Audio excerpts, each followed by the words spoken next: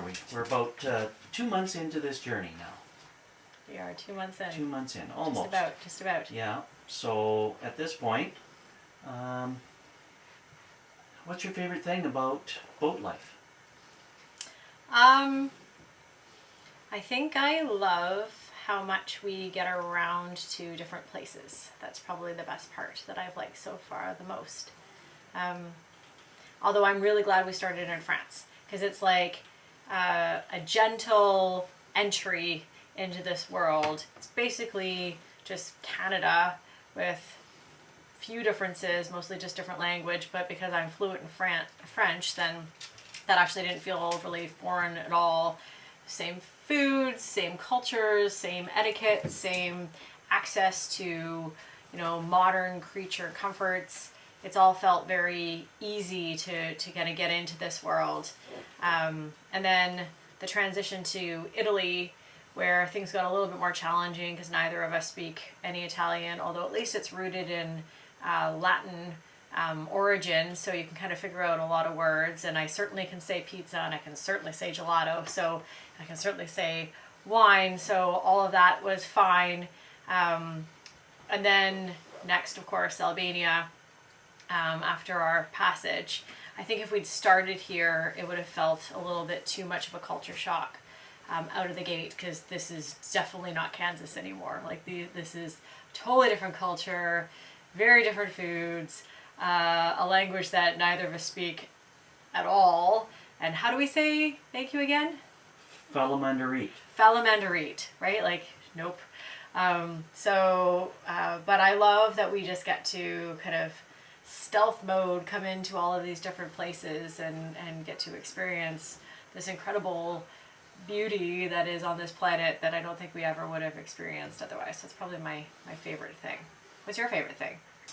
I think so far, the travel, the seeing the different places and working our way around and being exposed to different people, different culture, different foods, and I'm looking forward to more of that as we continue on. Yeah. Yeah. So much fun. So that's our favorite thing. Outside of maneuvering the boat from A to B to C to D, what is the most challenging part in these 2 months so far of living on the boat? It's a very small space. And I would equate it to like camping. So when you're underway, it's like dry camping. So you have nothing, right? You need to be completely self-sustaining.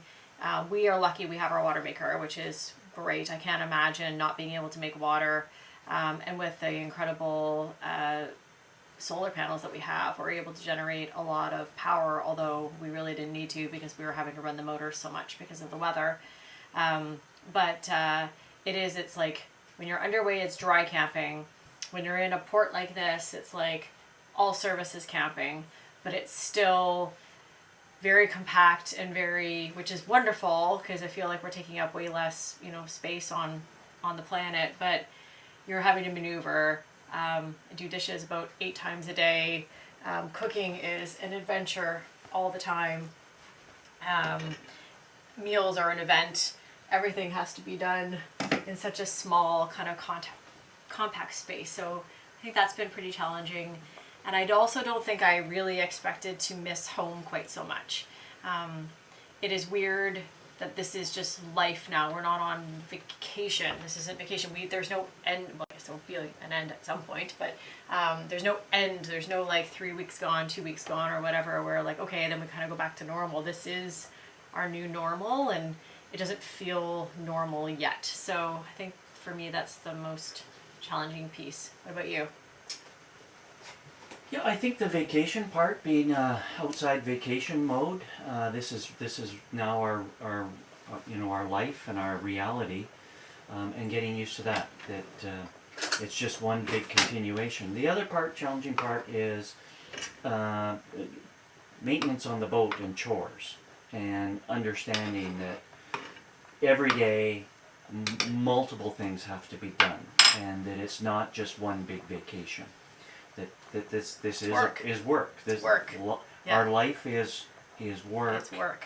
As well as being able to get to see all the great things and to be able to move around. Yep. But yeah, it's that schedule of get to work, figure out what it is today, because it might be different things. Like yesterday was fixing a toilet. Yep. I never thought in my wildest dreams I'd be fixing a toilet in the first 2 months of being on the boat. So Yeah, we've definitely had some issues. There's always something to clean, which makes me very happy because I do love the cleaning. There's always something to clean, but I'm also surprised by kind of how much work it is. There's a lot of work. I'm not bored. no. Anyone, like in my wildest dreams, I also didn't imagine that retirement was going to be this busy.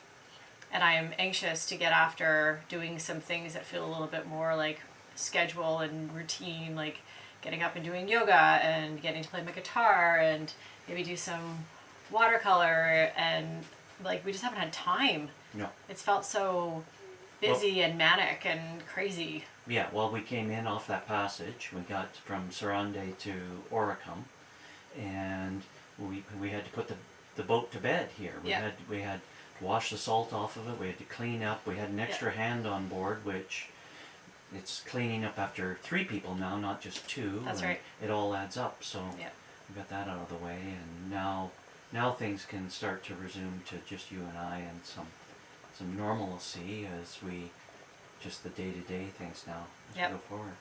So we're here, and we're going to be here for 40 some days, 45-ish days, depending on what weather looks like and what fall in this area of the Mediterranean looks like. What do you think we should do around here? Is there things that you want to see, things you want to do? I mean, the hills behind us are incredible. I expect there's a ton of hiking available to us, which will be good for the dogs. See how far they can go. They've done so well. I can't get over how well they've done. They're just like completely adapted to this new lifestyle. There is a winery nearby that does wine tours, so you're definitely going to be hitting that up. I think you said there was like an olive oil place too that I think we should go check that out. And there's plenty of restaurants with local cuisine and pizza and gelato, so that makes me very happy. So we'll probably venture out and try some of the local fare, and just continue to explore. We got our e-bikes out today to go do a little bit of grocery shopping for our ingredients for tonight's dinner, which was great. We've got to fix my wheel because that's mucked up, but once that gets fixed, we'll be able to go scoot around. And yeah, I think there's plenty to do. It's not really beach weather. I mean, there's beaches, but everything's closed down for the season. So this is definitely fall. It's cooler. We're wearing like clothes. It's not like we're running around in bathing suits or anything like that. And with the wind coming up now too in the transition season here, it's not exactly conducive to going paddleboarding or lying around the beach or whatever, but there'll be plenty of time for that. So we'll enjoy maybe the cooler weather and go do some sightseeing and see what Albania is all about. People are friendly here, that's for sure, and there's lots of English spoken, which is very helpful, because we don't speak a lick of Albanian. But yeah, it seems like mostly where we go, most of the signs, menus, things in the store, all have English on them. So yeah, it's not been bad. Yeah, it's not been bad at all. So that helps for us. So, but we still need to brush up on our Albanian and pick up a few words. Learn from scratch. Yeah, well, pick up a few words and use them, and yeah, we'll get there. Yeah, but we're not dependent on it. Nope. And then we don't know, like 45 days from now, maybe we're heading up to Montenegro. We'll see what the weather looks like. We're definitely going to be in a position where we can just coastal hop up our way instead of being forced to do another big passage. I'm not in any hurry to repeat that anytime soon. It was a lot, but I'm so glad we did it, because now we know we can, and we know what it's all about, and it's, more experience and more skills and expertise that we now under our belts, so we're more prepared. I can't imagine if the Atlantic crossing was going to be our very first time, so this is actually really good that we got a chance to do this. So. Yeah, and the big thing we learned was the boat can do it. She's amazing. Yeah. This boat is ridiculous. Yeah. It can handle so much, although it continues to frighten me when you're just in it and everything is crashing down on you and it's so loud and it feels so violent, and especially when you're in between your shifts and you're trying to get some sleep and it's just crashing noise and slamming, and it's overwhelming how much it feels like, yeah, Mother Nature is just trying to swallow us up and be rid of us. So yeah, this boat is unbelievable, and yes, we've had a couple of issues that we've needed to get fixed, but generally speaking, it's holding up beautifully. And Jose, who helped us, and thank you, Jose, and thank you, Delivery Captain Services, for all of your help. Andrea, you're amazing. How quickly you were able to find Jose for us, especially when it was supposed to be Marco, and that he was ill and not able to join us, and then it was Jose, and how quickly you turned that around, and you just kept checking in on us and making sure we were cool and everything was good and it was going as we wanted it to, without the weather, of course. Like, huge, grateful thank you for all your help, because there's no way we would have, well, maybe we could have made it, but it would have been misery. So like, we're not ready for that. So I am just so grateful that to you, Andrea, and to you, Jose, for helping us, because this was so great. And now we're out of the EU. We can take our time. We don't have to worry about being rushed and forced out. We can do what we want to do and look forward to going to Greece next, maybe, or whatever, when we can get back into the EU. But yeah, this is home for a little while, so we'll see what we get to see in Albania. Wonderful. And next up, it's Dinner. It's our dinner, our Yep. Thanksgiving Yep, dinner. I think So, I'm ready to mash here pretty soon and cook up the salmon. So happy Thanksgiving to all of our friends in Canada. that's right. We get asked a lot about where we're from, and people are quite delighted that we're from Canada. Our dogs are celebrities. I guess these breeds are not very popular here, so they are, everybody smiles and wants to pet them. So it's really neat actually traveling. But happy Thanksgiving to all our Canadian friends, and yeah, we'll see you again in a few weeks.